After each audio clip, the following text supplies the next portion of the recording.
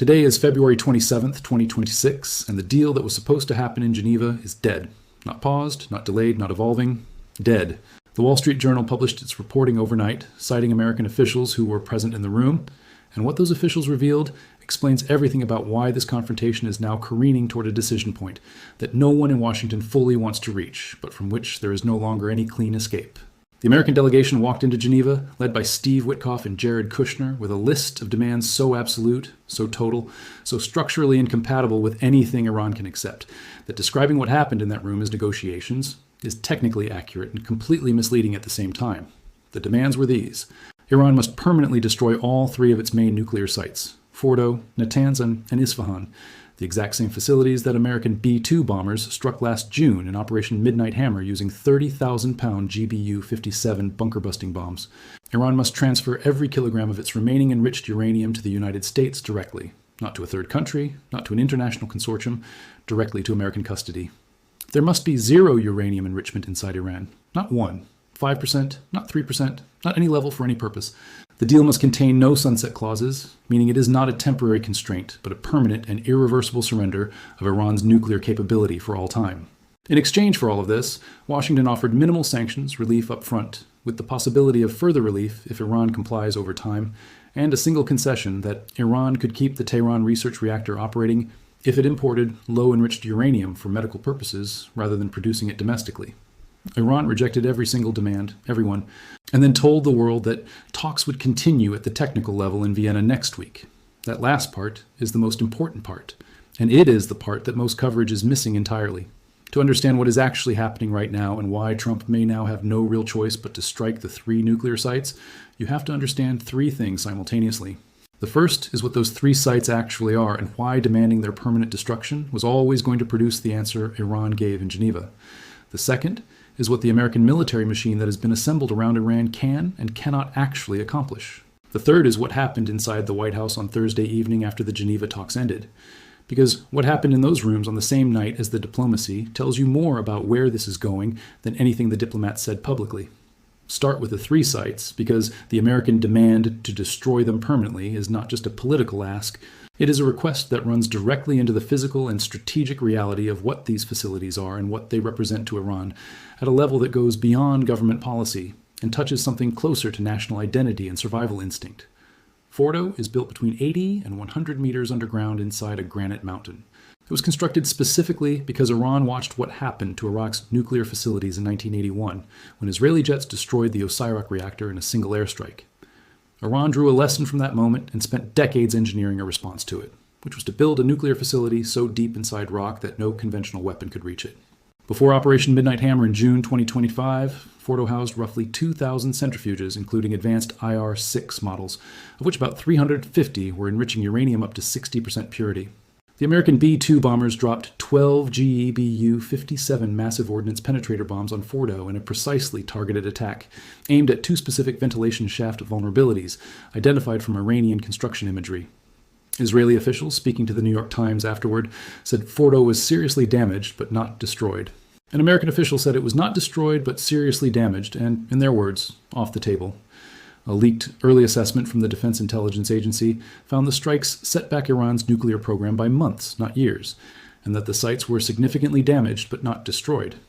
The Pentagon later revised that assessment to 1 to 2 years of setback.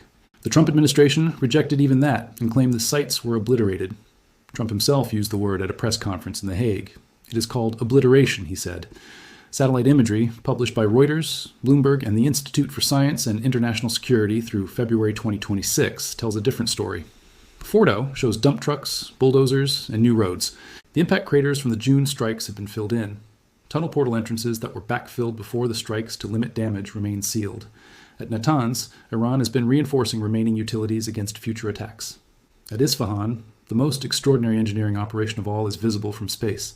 Iran used continuous truck convoys and heavy construction equipment to completely seal 2 of the 3 tunnel entrances into the underground mountain complex, burying them under massive piles of earth.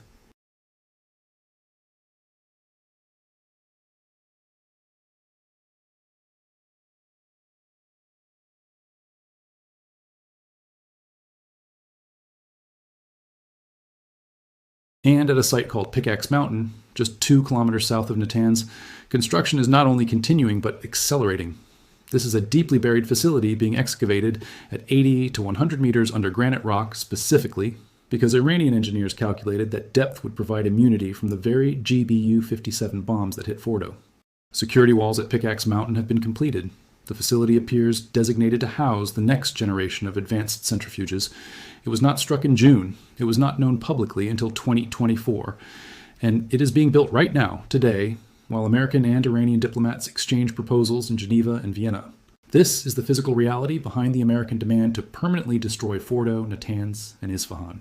What America is really asking is for Iran to destroy 3 facilities. It has already partially rebuilt from the last strike, surrender a uranium stockpile whose location is not entirely confirmed, and agree never to enrich uranium again, while American satellite images show Iran actively building a replacement facility underground that might be immune to the only weapon America currently has capable of hitting deep underground targets. And when you understand the full picture of what is actually in the ground and what has survived, you begin to understand why the American demands in Geneva were not a negotiating opening position. They were closer to a statement of facts on the ground that simply do not match the facts on the ground. The gap between what Washington demanded and what Iran could even physically provide is not a gap that can be closed by more rounds in Vienna. Now understand what the American military can and cannot accomplish, because this is where the deal dying in Geneva connects directly to the question of whether Trump now has no choice but to strike. The answer is more complicated than it appears. On the surface, American military superiority is not in question. 2 carrier strike groups are in the region. The USS Abraham Lincoln has been in the Arabian Sea for over a month. The USS Gerald R. Ford, the most expensive warship ever constructed at roughly $13 billion in construction costs, is now in position after steaming from the Caribbean following operations there. 12 F-22 Raptor stealth fighters landed at Avda Air Base in southern Israel this week, the first time the United States has ever deployed offensive air assets directly on Israeli soil. B-2 bombers remain at Diego Garcia. The total American military presence in the Middle East right now is the largest concentration of force assembled in the region since the 2003 Iraq invasion. There are between 35,000 and 40,000 American service members across bases in Qatar, Iraq, Jordan, Bahrain, Kuwait, and elsewhere. The firepower assembled is genuinely unprecedented in this century, but the critical question is not whether America can strike. The question is whether a strike can accomplish what the Geneva demands required Iran to agree to voluntarily. And the answer from the military's own leadership is generating a crisis inside the White House that is at least as serious as the diplomatic failure in Geneva. Admiral Brad Cooper, the head of U.S. Central Command, the regional commander responsible for all American military operations across the Middle East, briefed President Trump on Thursday evening at the White House on potential military options in Iran. The chairman of the Joint Chiefs of Staff, General Dan Caine, was also present. That briefing happened on the same day the Geneva talks concluded without a deal. The timing is not coincidental. It is a signal that Trump is approaching what multiple sources described to ABC News as a critical decision point. What those sources also revealed is that General Caine, Trump's top military advisor, and a figure the president respects deeply, has been described by people present in high-level Iran meetings as a reluctant warrior on the Iran question. Caine sees the stakes of a major operation in Iran as higher, with a greater risk for entanglement and American casualties, than the Venezuela operation he supported enthusiastically. The Washington Post reported that Caine told Trump that a lack of critical munitions and support from regional allies could hinder American efforts to contain a possible Iranian retaliation in the event of a strike. Gulf states have reportedly already blocked American requests to use their airspace and bases for strikes on Iran out of fear of retaliation against their own territory. Vice President J.D. Vance, speaking aboard Air Force Two, said publicly that there is no chance that U.S. strikes on Iran would result in a drawn-out Middle Eastern war lasting years. That statement is simultaneously reassuring and alarming, because the confidence behind it is not shared by the military leadership doing the operational planning. The Pentagon's own concern about munitions is real. Every GBU-57 bunker buster used against Iran depletes a stockpile that also serves as deterrence against China in the Pacific. One source familiar with internal discussions told Politico that some officials are weighing the risk that depleting American munitions against Iran could give China an opening to move on Taiwan during the window of reduced American readiness. That is the strategic cost calculation sitting behind every military option on the table. But here is where the situation has shifted from complicated to something closer to a forced hand, because what Washington discovered in Geneva on Thursday is that the diplomatic track has produced its final result, and that result is not sufficient for Trump to declare victory and step back from the armada he assembled. Iran cannot give Trump what he demanded. Not because Iran is choosing defiance as a negotiating tactic, but because the physical and political reality inside Iran makes the Geneva demands impossible to fulfill. Iran's proposal in return was a suspension of nuclear activities and enrichment for 3 to 5 years, after which Iran would participate in a regional consortium and enrich to 5% for medical purposes. Its enriched uranium stockpile, the roughly 400 kilograms of material enriched to 60% purity that Vice President Vance confirmed on June 24th of last year, Iran almost certainly still possesses, would be diluted in stages under IAEA monitoring inside Iran. In exchange, Iran wants the full lifting of all American sanctions and removal of all UN Security Council resolutions. Iran's senior advisor to Supreme Leader Khamenei posted on social media while the Geneva talks were still in session that if America's real concern is simply preventing a nuclear weapon, an agreement is within reach immediately, citing Khamenei's religious decree against nuclear arms. That framing was deliberate. It was Iran telling the room and the world that it would accept constraints on weapons, but never surrender the enrichment capability itself, and dressing that position in language designed to sound like maximum reasonableness. What Iran will not do, and what it stated publicly, even as Araghchi was in the building, is give up enrichment. Iranian state television broadcast the position while the talks were ongoing. Tehran will continue enriching uranium. Tehran rejects proposals to transfer enriched uranium abroad. Tehran wants the full lifting of sanctions. 3 red lines restated in real time during the negotiations themselves, as if Tehran wanted to make absolutely certain that no one could claim afterward that Iran had left the door open. That leaves Trump in a position that his own advisors are now describing privately in terms that explain why CENTCOM's chief was briefing him on military options the same evening the diplomats were wrapping up in Geneva. The choice has narrowed to a set of options, none of which produce the clean outcome Trump's political positioning requires. A limited strike along the lines of what Trump's advisors have described, hitting ballistic missile launchers and nuclear sites as a kind of warning shot to force Iran back to the table with different proposals, faces the problem that Iran has already absorbed exactly this kind of action. Operation Midnight Hammer in June 2025 was not a warning shot in size or scope. It was 7 B-2 bombers flying from Missouri for 18 continuous hours, dropping 12 of America's most powerful non-nuclear weapons on 3 nuclear sites simultaneously. That strike, combined with 12 days of Israeli attacks that killed top military leaders and nuclear scientists and destroyed air defense systems and missile production infrastructure, produced a total of $24 to $35 billion in direct damage by various estimates. And Iran rebuilt, hardened, moved material, sealed tunnels, started Pickaxe Mountain. If that level of military action did not produce the capitulation Trump is demanding in 2026, a second round of strikes on sites that are now deeper, better protected, and partially sealed against the specific weapons used last time will produce even less strategic result while consuming more munitions, more political capital, and more risk of Iranian retaliation that spirals beyond anyone's control. The retaliation risk is the piece that General Caine has been raising with Trump and that Vice President Vance publicly underestimates. Iran retains its proxy network across the region despite everything. Hezbollah in Lebanon has an arsenal still estimated at roughly 150,000 rockets and missiles. Iraqi militias aligned with the IRGC number in the tens of thousands and have demonstrated for years that they can calibrate attacks on American bases to create sustained pressure without crossing the threshold that triggers full American retaliation. A precision that becomes irrelevant the moment full war begins because the calculation changes entirely. The Houthis in Yemen have explicitly and repeatedly threatened to escalate operations dramatically if the United States attacks Iran directly. And Iran's own ballistic missile stockpile, despite June's damage, retains, according to Israeli security assessments, roughly 2,000 heavy missiles. In January 2020, after the Soleimani assassination, Iran fired ballistic missiles at Al-Assad Air Base in Iraq and gave advance warning specifically to minimize American casualties because Iran did not want full war at that moment. In a genuine war scenario following an American strike on the 3 nuclear sites, no warning would be given. The 35,000 to 40,000 American service members distributed across bases in Qatar, Iraq, Jordan, Bahrain, and Kuwait would face coordinated strikes across multiple theaters simultaneously, and no amount of American air superiority eliminates the first strike vulnerability of personnel already positioned inside range of the weapons aimed at them. This is why the most remarkable reporting to emerge in the 48 hours around the Geneva talks was not from the diplomatic correspondence.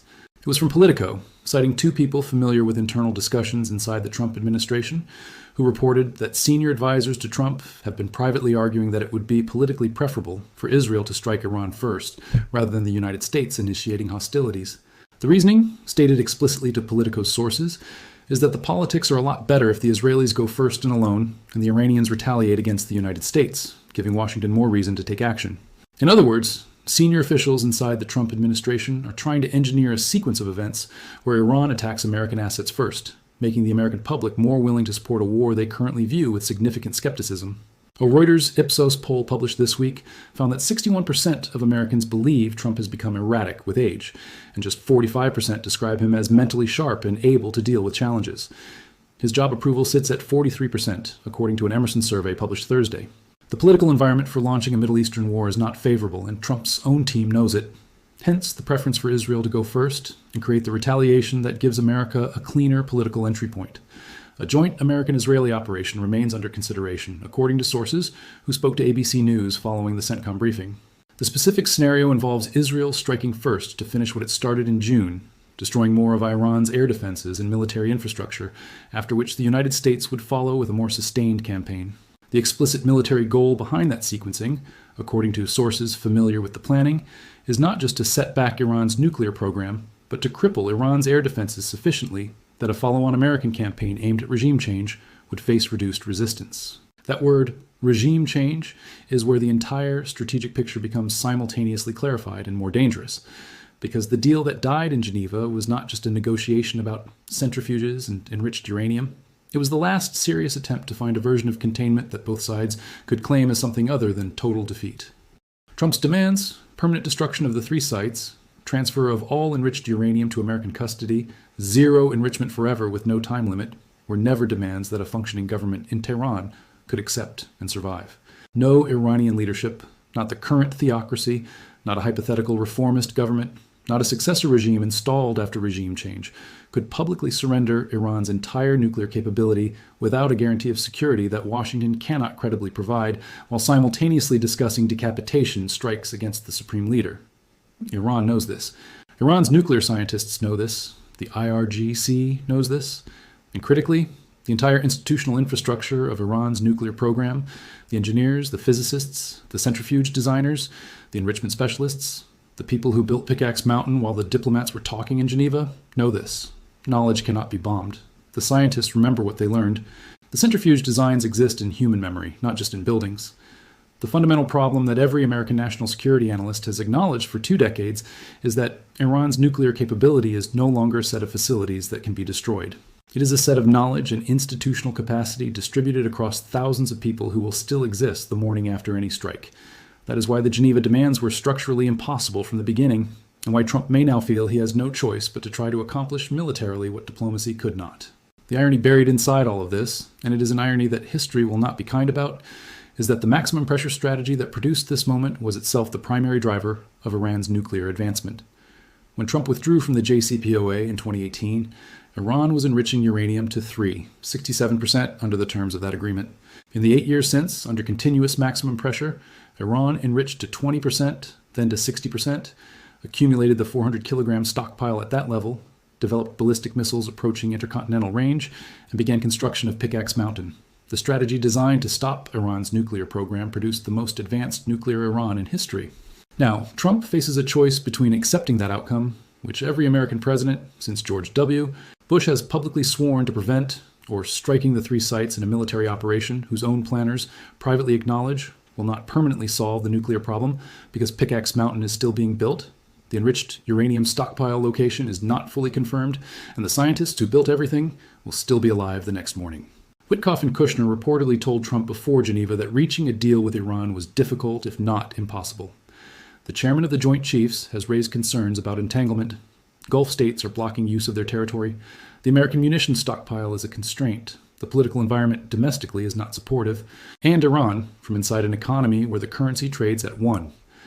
4 million rials to the dollar, where 57% of the population faces some level of malnourishment, where the government killed between 3,000 and 36,500 of its own citizens in protest crackdowns in January, and where the budget deficit approaches 40% by some calculations, still walked into Geneva and said no to everything. The deal is dead. The question that opens on the morning of February 27th, 2026, is not whether Trump will strike Iran. The question is whether striking the 3 sites accomplishes anything that the armada, the deadlines, the maximum pressure, the June operation, the Geneva ultimatum, and 8 years of sanctions could not accomplish. And whether the morning after a second set of strikes on Fordow, Natanz, and Isfahan, with Pickaxe Mountain still intact and 400 kilograms of enriched uranium still somewhere inside Iran, Trump will be in a better position than he is today. Caine said this week that even the world's strongest military can suffer crippling blows. He was not boasting. He was stating the calculation that has guided Iran's entire strategy from the moment Trump's armada assembled. America can strike, America can destroy, America can set back timelines and collapse buildings and eliminate commanders. What America cannot do, what 8 years of maximum pressure and Operation Midnight Hammer and 2 carrier strike groups and 12 F-22s on Israeli soil have not accomplished, is make Iran forget what it knows. And that, more than any figure about oil revenue or currency collapse or poverty rates or protest death tolls, is why the deal died in Geneva and why the choice Trump now faces may be the most consequential and least winnable decision of his presidency.